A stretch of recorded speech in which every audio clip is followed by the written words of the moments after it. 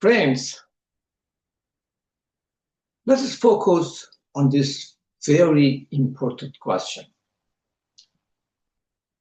And that question is how much we use the capacity of our mind. It's amazing that the research of neuroscientists and psychologists tells us that average person only use 5% of the 5% of the capacity of his mind. Actually, it is a good news.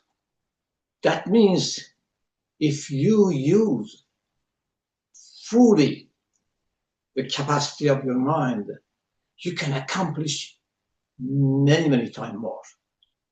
Much more success, much more achievements when you use the 100% of it. So why we are not using our mind? Why actually our mentality is not ours? You may be, again, you may have a hard time to believe. Let's see that, how it's true. Yes, our mentality, our mindset is not ours. There are numerous factors, layer after layers, that cover and hide our mind behind it. The influence and impact our cultural background, our belief, our nationality, national background, our racial background, our gender, our age, the way we were raised, our childhood.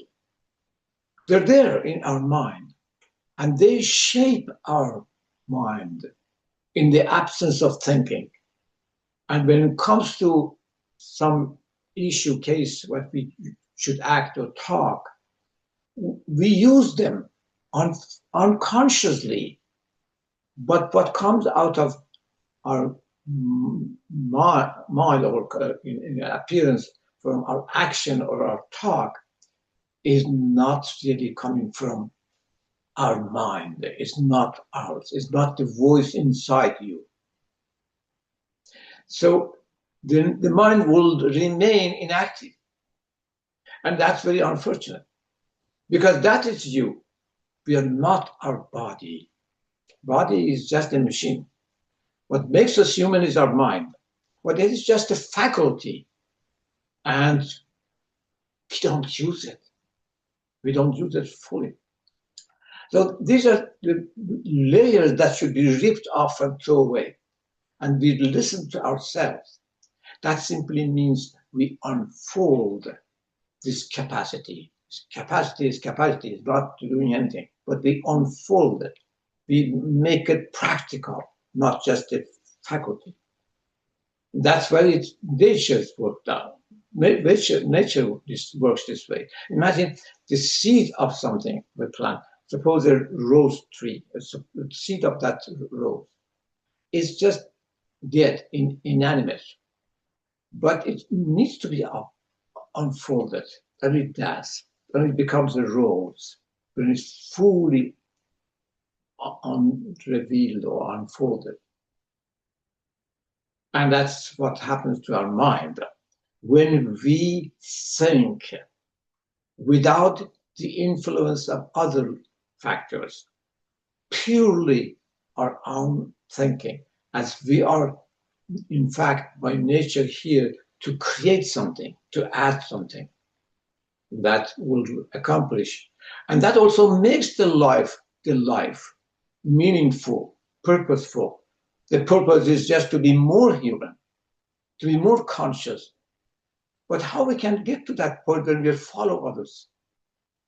It's so nice, Waldo Emerson said, great writer, that you are as human as you are nonconformist.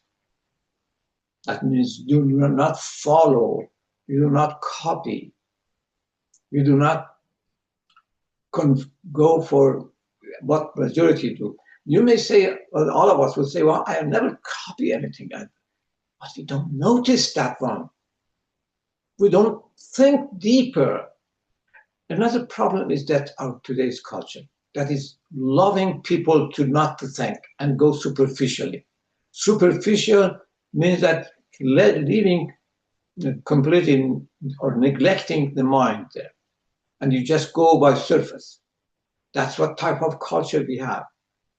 So that's another block against the growth of our mind. So that mind needs to grow by deep thinking. And unfortunately, today's culture is not helping it. In today's culture, the social environment, the consumer society is in fact supporting our lower self, our ego. You just go and consume. You just go for your immediate pleasure. You just go for lust, L-U-S-T. You don't think what happens next.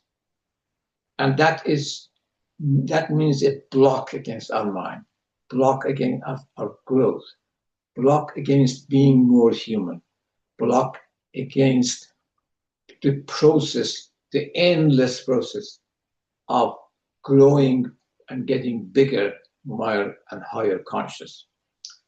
Thank you for your attention.